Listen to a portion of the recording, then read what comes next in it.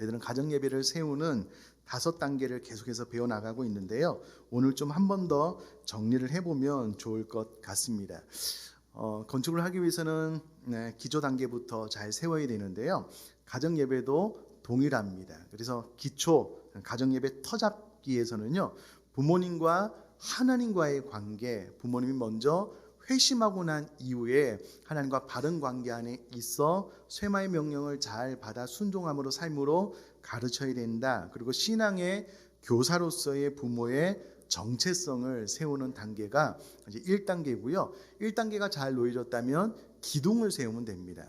하나의 기둥은 부모와 자녀와의 관계, 친밀한 관계 안에 있어야지 이와 같은 교훈이 잘 흘러갈 수 있기 때문에 화목한 가정을 만드는 것이 중요하다. 또 하나는 친밀한 관계 안에 있으면 부모님의 세계관이 그대로 자녀들에게 더 강력하게 흘러가는 영향력을 끼칠 수 있기 때문에 부모와 자녀와 세계관을 세우는 단계에 대해서 배웠고요. 기둥을 잘 세웠다면 이제 그 안에 내용을 채워야 되는데 그 내용이 가정예배의 핵심이다라고 말씀을 할 수가 있겠고요.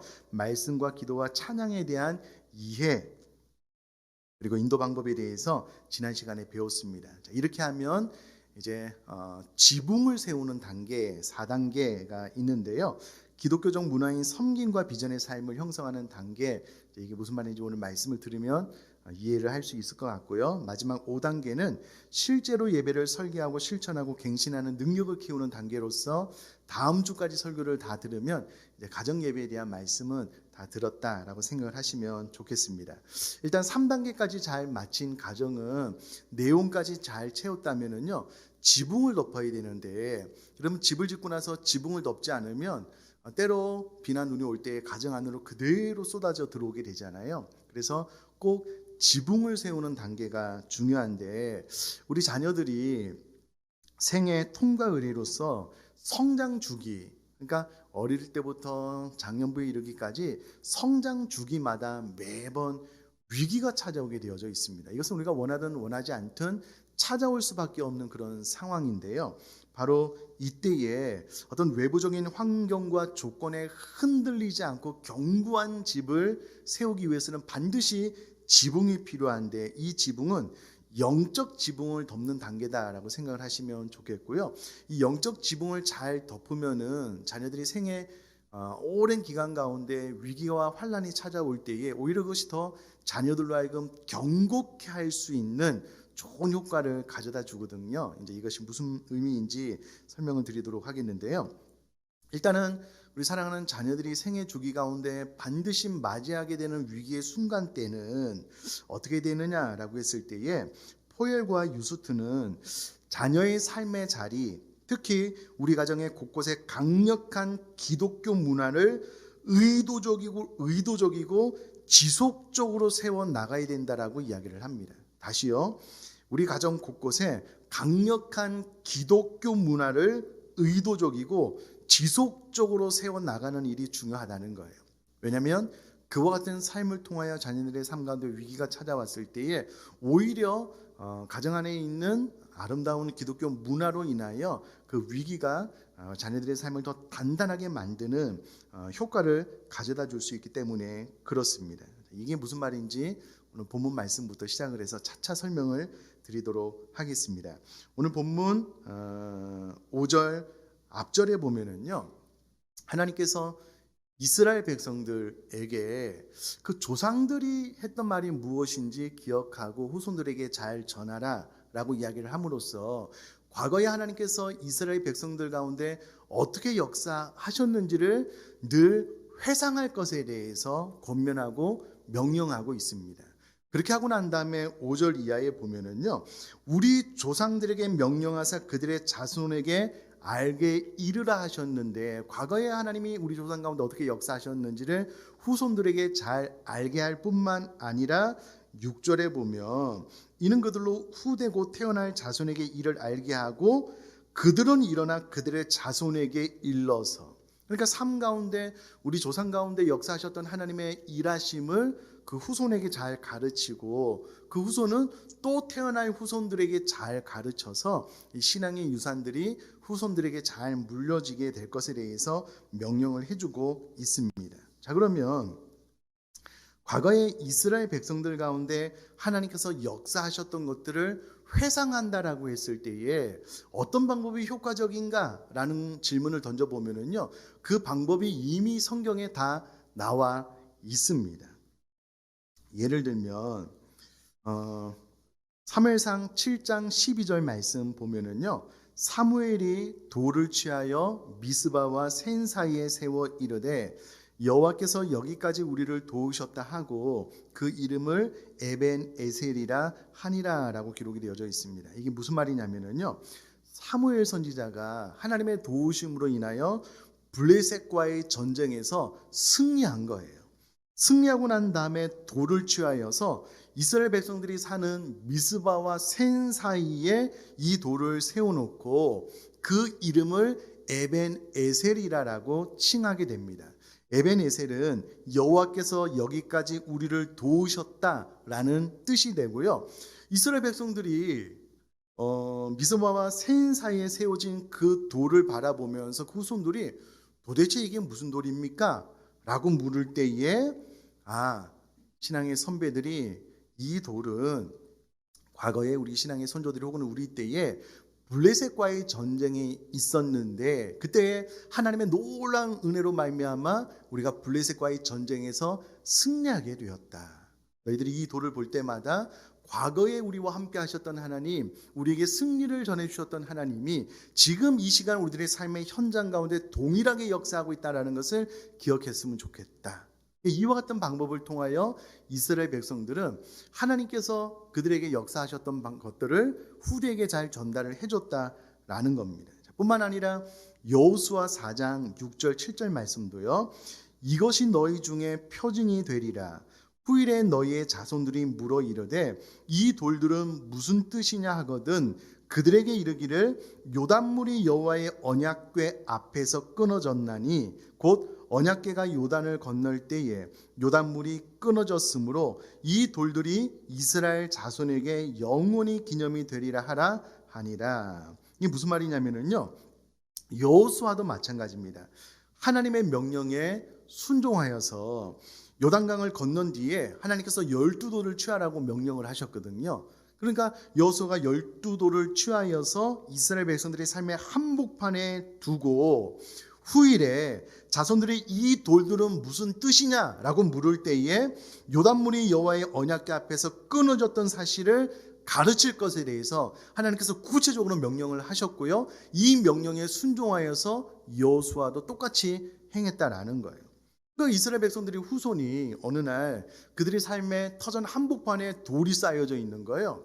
그래서 또 묻는 거예요. 도대체 이 돌은 왜 여기 있습니까? 왜 쌓여져 있습니까? 라고 물을 때에 과거에 하나님께서 요단물을 멈추게 하심으로써 우리 조상이 가나안 땅을 정복하게 되었다라는 것을 그 모형을 통하여 가르칠 것을 하나님께서 말씀하셨고요. 그것을 여호수아가 그대로 받아 순종함으로 눈에 보이는 하나님의 임재의 상징을 두고 그것을 통하여 스토리를 이야기해 줌으로써 하나님의 역사가 오늘날도 이루어지고 있다는 것을 가르쳐 주었다라는 겁니다. 자, 그들의 눈은 돌을 봤지만은요, 그 돌 너머에 과거에 하나님께서 어떻게 역사하셨는지를 늘 기억함으로써 살아있는 교부제의 역할을 했다라는 겁니다. 자, 이와 같이 우리들도 이 시편 말씀의 명령을 받아서 과거에 하나님께서 나에게 역사하셨던 것이 오늘날도 동일하게 일어나고 있는데 이것을 어떻게 우리 자손들에게 효과적으로 가르칠 수 있을까라고 했을 때에 우리 또한 하나님의 은혜의 돌을 가정 가운데 세워야 된다는 거예요. 그래서 하나님의 은혜의 돌을 가정 가운데 세운다라고 했을 때에 세 가지를 말씀을 드릴 것이고요. 제가 예를 또 책에 있는 것과 제 삶 가운데 실천한 예를 말씀을 드릴 텐데 이 예가 우리 각자 하나님께서 역사한 부분이 다 다르기 때문에 하나님께서 이 시간 창의적인 생각을 주셔서 우리 가정에는 내가 어떤 돌을 세울지를 잘 생각을 해보시고 적용을 해보시면 좋겠다 싶은 생각이 있습니다. 자, 그러면 우리 가정에 이와 같이 하나님의 은혜를 생각할 수 있는 도움의 돌을 세워야 되는데 세 가지를 말씀을 드리겠습니다. 첫 번째, 패밀리 아남네시스, 주보의 요약에도 다 나와 있는데요. 패밀리는 가족이고요. 아남네시스는 재현, 회상, 기억을 의미하는 헬라어 단어입니다. 그러니까 가족 기억이다라고 생각을 하시면 되겠는데요. 가정 안에 거룩한 기억의 공간을 창조하라라는 겁니다. 다시요. 가정 안에 거룩한 기억의 공간을 창조하라라는 거예요. 그래서 그 기억의 공간을 통하여 하나님께서 우리 가정 가운데 어떻게 역사하셨는지를 잘 교훈하고 말하여 자녀들에게 흘려보내라라는 겁니다. 자, 교회로 예를 들자면 우리가 1년에 우리 교회 같은 경우에는 1년에 3번 성찬식을 하잖아요. 성찬식을 할 때마다 떡과 잔을 받으면서 이것이 예수님의 살과 피임을 우리가 기억하잖아요. 그래서 성찬식에 참여할 때마다 예수님께서 우리를 위하여 십자가에서 어떤 희생을 치렀는지를 기억할 뿐만 아니라 예수 그리스도의 다시 오심을 기억나게 하는 예식으로서 성찬식을 행하는 것처럼 가정 가운데 이와 같은 도움의 돌 예식을 만들 필요가 있다라는 겁니다. 어떤 케이스가 있느냐라고 했을 때에 저희 집 같은 경우에는요, 여러 가지 방법이 있는데 가정 예배 드릴 때요, 얼마 전에 가정 예배 드릴 때도 제가 좋아하는 찬양은 이것이고 우리 아내가 좋아하는 찬양은 이것인데 왜 그런지에 대해서 가정 예배 드리면서 설명을 했습니다. 저는 개인적으로 주품의 품소서라는 찬양을 참 좋아하는데요. 왜 이 찬양을 좋아하냐면 제가 분당에서 사역을 하다가 의정부로 올 때 하나님께서 이 찬양을 통해서 의정부로 갈 것에 대해서 말씀해 주셨거든요. 저는 이 찬양을 부를 때마다 그때가 기억이 나요. 그래서 가정 예배 드릴 때에 주품에라는 곡이 있는데 내가 이 찬양을 참 좋아한다. 왜 그러냐면 분당에서 이쪽으로 의정부로 사역지를 옮길 때에 이 찬양을 통해서 하나님께서 나에게 말씀해 주셨고 이것이 분명한 하나님의 음성으로 들렸기 때문에 내가 이 찬양을 너무나도 좋아한다. 가정 예배 시간에 이렇게 나누거든요. 이렇게 나누면 아들이 듣는 거예요. 15년 전에 하나님께서 우리 가정 가운데 이 찬양으로 이 말씀으로 우리 가정을 이끌어 주셨구나 라는 것을 기억하면서 하나님의 일하심을 마음속에 새긴다라는 겁니다. 새긴다라는 거예요. 어떤 가정은요, 자녀들이 유아 세례 받을 때의 사진 있잖아요. 그 사진을 아이들이 가장 많은 시간을 할애하는 공간, 책상이든 컴퓨터이든 그 앞에 두는 거예요. 가끔 이제 보게 하는 거예요. 근데 물론 365일 그곳에 있으면 별로 느낌이 없어요. 그래서 뭐 한 달에 한 번이나 한 달에 2번이나 부모님은 슬쩍 갖다 놓는 거예요. 뭐야 이거 왜 갖다 놨어? 그럼 이야기를 하는 거예요. 네가 어렸을 때 유아 세례를 받았는데 그때 내가 너를 하나님 앞에 드렸다. 내가 너를 하나님 앞에 진짜 하나님의 말씀대로 잘 키우기로 다짐했다. 그래서 보면서 너도 한 번쯤은 기도했으면 좋겠다. 이렇게 과거의 일을 회상나게 하는 거예요. 죄송한데 제가 사진 한 장을 좀 보여드리도록 하겠습니다. 제가 가지고 있는 핸드폰 안에 이로 말할 수 없는 많은 사진들이 있는데요. 그 사진 가운데 제일 좋아하는 사진입니다. 이 사진은 제 아들이 태국 선교를 갔을 때에 태국 선교를 가면 우리 공연팀이 액츠라는 뮤지컬을 하고요. 그때 마침 아들이 하나님 역할을 맡게 되었어요. 우리 채은이는 옆에서 이제 마귀 역할을 했는데 이 공연이 끝나고 난 다음에 선교사님이 복음 초청을 하거든요. 그때에 무릎 꿇고 기도를 했는데 아들이 이제 태국 선교 갔다 와서 저에게 그런 이야기를 해주더라고요. 아빠, 내가 처음으로 잃어버린 영혼을 향한 아버지의 마음이 어떤지 이때 알았어. 그때 이제 사진을 보여주면서 저한테 이야기를 해준 거예요. 되게 감격스럽더라고요. 근데 아들은 시간이 지나면서 잊어버리잖아요. 그래서 제가 핸드폰에 이 사진을 딱 뒀다가 잊을만 하면 보여줘요. 진짜예요. 어제도 이제 기숙사로 들어가는데 오늘 예배 시간에 아빠가 이 PPT를 좀 쓸게 허락을 받고 또 이야기를 하는 거예요. 그럼 이렇게 이야기를 하면은요, 아들 마음속에 과거에 태국 선교 갔을 때 그 잃어버린 영혼을 향한 아버지의 마음을 마음속에 새기게 되는 거예요. 그걸 한번 봐주시면은요, 이와 같이 가정 안에 이와 같은 창조적인 아이디어를 많이 심어놓을 필요가 있다는 거예요. 어떤 분들은요, 그 어머님이 유산으로 주신 십자가 목걸이를 늘 하고 다니면서 어머님이 가지셨던 그 신앙의 유산을 마음속에 새기는 거예요. 그래서 보여주는 거예요. 이게 너희 할머니가 엄마에게 준 건데 할머니의 신앙은 이러이러했다고. 내가 할머니 신앙에는 미치지는 못하지만 그러나 그 신앙을 따라가려고 노력하고 있는데 너도 그렇게 되었으면 좋겠다고. 이와 같은 상징적인 돌을 가정 안에 배치를 하는 거예요. 그래서 1년 360일 해놓으면 효과가 없기 때문에요. 했다가 치우고 또 어떤 케이스가 좋을까? 혹은 우리가 가정이 하나님께서 주신 은혜들이 있을 거잖아요. 예를 들어서 과거에 큰 교통사고가 났는데 죽다 살아났어요. 자동차를 하나 식탁에 얹어놓고 자녀들이 뭐야? 이게 뭐야? 그럼 은근슬쩍 이야기를 하는 거예요. 과거에 교통사고가 있었는데 진짜 하나님의 기적으로 아빠 엄마가 이렇게 살아있다고, 하나님께서는 살아계시고 역사하신다고. 이와 같은 돌들을 가정에 곳곳에 잘 배치를 해놓는데 각 가정마다 또 이곳에 예배 참석하는 성도님들마다 정말 어느 때에 하나님께서 우리에게 은혜로 역사하셨을 때가 있잖아요. 그런 것들을 자녀들에게 잘 전수하기 위해서 도움의 돌을 만들 필요가 있고, 이와 같이 거룩한 공간을 만들어서 하나님께서 우리 가정 가운데 역사해 주신 것을 기억나게 하는 교훈이 중요하다라는 겁니다. 제가 어떤 집에 신방을 갔는데요, 참 놀라운 것은 그 집은 조그만 기도 공간이 있더라고요. 창고를 개조해서요. 목사님 여기가 제 기도 공간이에요. 보니까는요 참 은혜가 되더라고요. 그분은 그곳에서 늘 기도하고 하나님을 예배한대요. 자녀들이 볼 거잖아요. 아빠 엄마가 그곳에서 기도하는 것을. 이와 같이 각 가정에 가족들이 하나님의 은혜를 기억나게 하는 거룩한 기억의 공간을 창조하라라는 거예요. 꼭 기억하고 하나님 앞에 묻고, 우리 가정에는 어떻게 하면 효과적으로 우리 가족 모두가 다 하나님의 은혜를 기억하고 자녀들에게 신앙의 전수를 좀 잘할 수 있을까라는 것을 하나님 앞에 묻고 아이디어를 얻을 수 있게 되기를 제가 주님의 이름으로 부탁드립니다. 두 번째는 패밀리 코이노니아입니다. 패밀리 코이노니아. 코이노니아는 많이 들어서 잘 아시다시피 교제라는 의미인데요. 가정 안에 거룩한 교제의 공간을 창조하라라는 겁니다. 다시요. 가정 안에 거룩한 교제의 공간을 창조하라라는 겁니다. 자, 이 부분에 있어서 우리가 먼저 이해를 해야 될 것이 있는데요.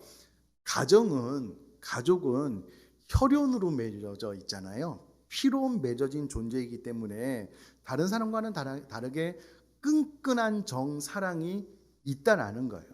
근데 희한하게도 이것을 보다 더 친밀한 관계로 나가기 위해서 교제에 대한 거룩한 공간을 만들지 않으면요, 가족이 남남이 되는 경우를 우리가 많이 보잖아요. 그래서 여기서 한 걸음 더 나아가서 우리 기독교는 혈연으로 맺어진 가족뿐만 아니라 예수 그리스도를 믿음으로 말미암아 거듭나 한 하나님 아버지를 모심으로써 우리 모두가 가족이잖아요. 그래서 영적인 교제를 생각할 때 하나님과의 교제, 또 가족 간의 수평적인 교제를 생각을 할 때에 단순히 혈연으로 맺어진 교제를 뛰어넘는 예수 그리스도 안에서 그 보혈로 말미암아 거듭나 하나님의 자녀로서의 한 가족 되었다라는 것을 기억하고, 보다 더 영적으로 아버지와 아들과 성령님이 하나였듯이 우리 또한 혈연의 하나됨을 뛰어넘어서 영적으로 하나됨으로 나아가야 되겠다라는 의식을 가지고 도전을 할 필요가 있다라는 겁니다. 예를 들면 실제로 우리 교회 집사님 가정인데요. 이 집사님 가족은요, 가족 단체 방이 있더라고요. 본인 가족뿐만 아니라 형제들끼리 가족 단체 카톡방이 있더라고요. 그래서 늘 기도 제목이 있으면 그곳에 올려요.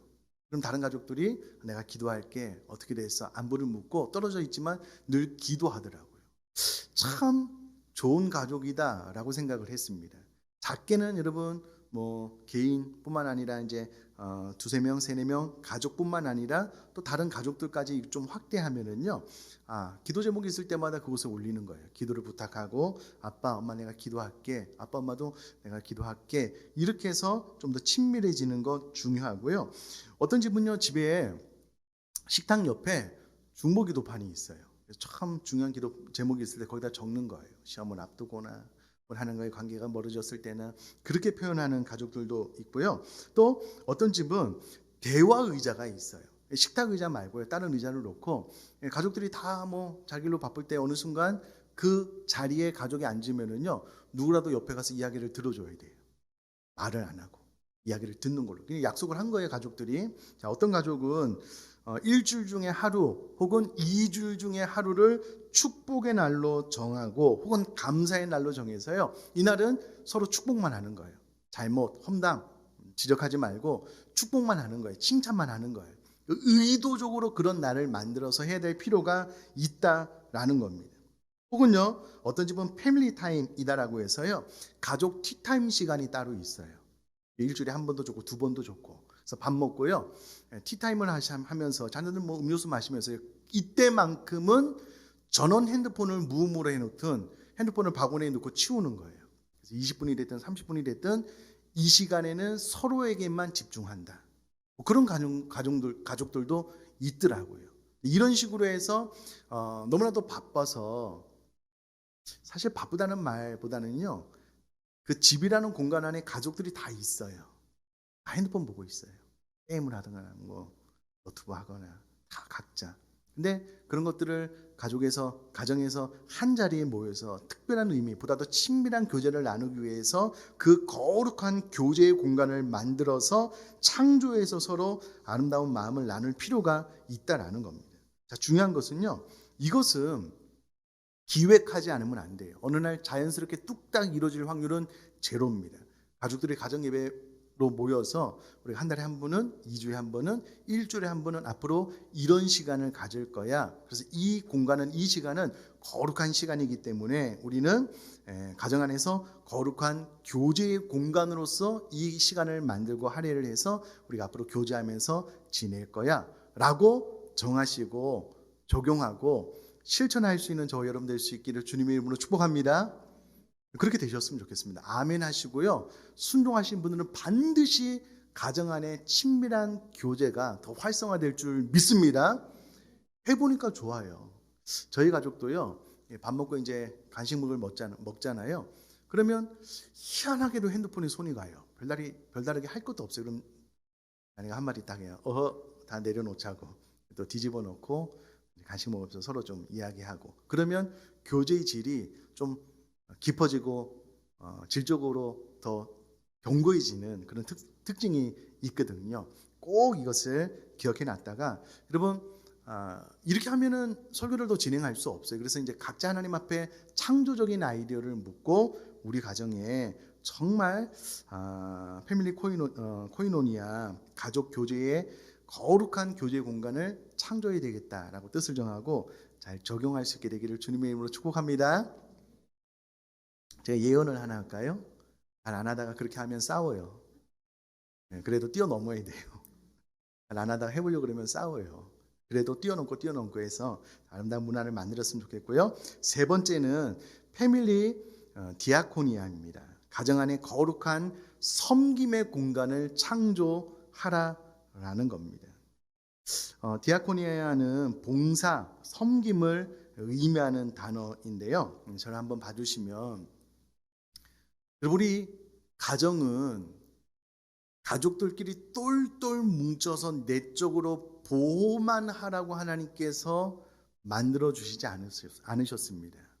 물론 그것이 선행되어져야 되겠지만 그렇게 해서 하나님의 은혜가 넘치면은요 반드시 세상을 향하여 섬겨야 되는 사명이 가족 구성원 안에 이미 가족을 우리가 묶일 때부터 하나님께서 사명으로 주셨다라는 거예요.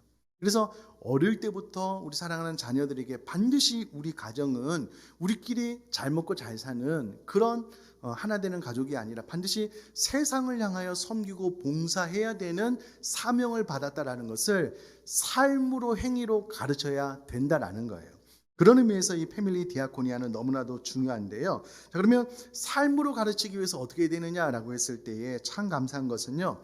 올해 연말에 저희 교회 안수집사회에서 올 연말에 연탄을 좀 배달하려는 행사를 일찍 잡으셨더라고요. 참 감사해요. 운영에서 의견을 내고 연말에 좀 잘 진행될 수 있도록 이제 들었으니까 기도하면서 좀 준비를 잘 하자고 이제 그렇게 이야기를 했는데요. 이렇게 할 수 있겠죠. 오늘부터 각 가정에 아주 작은 저금통을 하나 만들어 놓고 어린 자녀들, 부모님도 마찬가지고요. 연말에 우리 교회가 어려운 이웃을 향해서 연탄 배달을 하려고 하는데 그냥 용돈 받은 것 중에서 일부 100원도 줬고 200원도 줬고 1000원도 줬고 그냥 우리 여기 한번 저축을 해보자고. 세상을 향해서 보다 더 어려운 이들을 향해서 우리 물질을 한번 흘려보내고 우리가 섬김, 봉사하는 가족 공동체를 좀 거듭났으면 좋겠다고 이렇게 도전을 하는 거예요. 늘 때마다 기억을 하는 거지. 우리가 과거에 해봤듯이 해외 선교를 위해서도 우리가 저금통 만들어 놓고 저축했잖아요. 저축하면서 자녀들과 함께 그 비전을 나누는 거예요. 세상에 아직도 복음이 없어서 그냥 허망하게 죽어가는 이들에게 우리가 갈 수 있으면 좋고, 그렇지 않으면 물질로 후원하자고 이렇게 해서 세상으로 나가는 가족들 될 수 있도록 가르치는 거예요. 안 하면 가르칠 수 없어요. 그러나 하면 늘면서 아이들 마음속에 섬김에 대한, 봉사에 대한 비전이 커지게 되어져 있거든요. 할 수만 있다면 국내 해외 선교에 가족들이 동참하는 거예요. 동참을 함으로써 가르칠 수가 있고요. 얼마 전에 아들이 주민등록증이 나왔어요. 그래서 야, 주민등록증 나왔으니까 우리 헌혈 한번 하자. 아들이 첫 헌혈이 될 수 있도록 이렇게 꼬셨는데 안 됐어요. 코로나 때문에 이제 좀 그런 것도 있고요. 안 됐어요. 그러나 어느 순간은 반드시 제가 아들 데리고 가서 같이 헌혈할 겁니다. 그런 방법을 통해서 세상을 향하여 내가 하나님께서 나에게 주신 은혜를 흘려보내야 된다는 것을 가르쳐야 된다는 겁니다. 자, 이것도 우리가 하나님 앞에 기도하면서 창조적인 아이디어를 좀 얻으셨으면 좋겠어요. 어떻게 내가 내 사랑하는 자녀들이, 물론 우리도 살아가기 어렵지만 하나님께서 우리에게 주신 세상을 향하여 섬기고 봉사하는 가족 공동체로서의 의식을 심어주기 위해서 어떤 도를 우리 가족의 창조적으로 가정 안에 세워놓을 것인가라는 것을 하나님 앞에 묻고 기도하고요. 그런 아이디어로 세상을 향해서 잘 좀 이 은혜와 사랑을 흘려보낼 수 있는 저와 여러분 될 수 있기를 주님의 이름으로 축복합니다. 자, 말씀을 정리하면은요, 하나님께서 이스라엘 백성들에게 과거의 은혜를 회상할 뿐만 아니라 자녀에게 잘 물려줄 것에 대해서 말씀을 하셨고 명령을 하셨는데, 가장 좋은 방법은 이미 성경에 다 기록이 되어져 있다라는 거예요. 하나님께서 돌을 세워서 혹은 절기를 만들어서, 여러분 캠핑 간혹 가시잖아요. 그러면 텐트를 잘 쳐놓고요, 그 위에 그냥 나뭇가지 한 10대 개 올려놓으셔요. 그래서 아빠 엄마 왜 그러시냐고, 그러면 이게 초막절을 지내는 거라고. 이스라엘 백성들이 광야 여정 가운데 이런 삶을 살았는데 그러면서 교육할 수 있잖아요. 마찬가지로 도움의 돌을 만들어서 어떤 상징적인 공간을 만들어서 교육을 좀 잘 시켜야 되겠다라고 생각을 하시면 좋겠고요. 핵심적인 것은 기억, 하나님께서 우리에게 주신 은혜를 기억나게 하는 창조적인 공간, 교제, 하나님과 가족들과 보다 더 깊은 교제로 나가기 위한 거룩한 공간을 창조하고요. 섬김은 안 하면 가르칠 수가 없어요. 섬김의 공간을 우리 가정 안에 잘 만들어서 우리가 세상을 향하여 봉사하고 섬기는 그런 가정 되겠다라고 뜻을 정하고 순종함으로써, 여러분 이와 같은 거룩한 공간이 많아지면은요, 견고한 영적인 지붕이 세워져요. 자녀들이 신앙적으로 흔들릴 때가 있는데요, 그럴 때마다 이 거룩한 공간 안에 들어가서 하나님을 맛보아 알면은요, 거대한 우박 재앙들을 막아준다니까요. 하는 가정들만 막아주기 때문에 이와 같은 방법으로 예수만 잘 섬기는 저희 여러분들의 가정 될 수 있기를 제가 주님의 이름으로 축복합니다.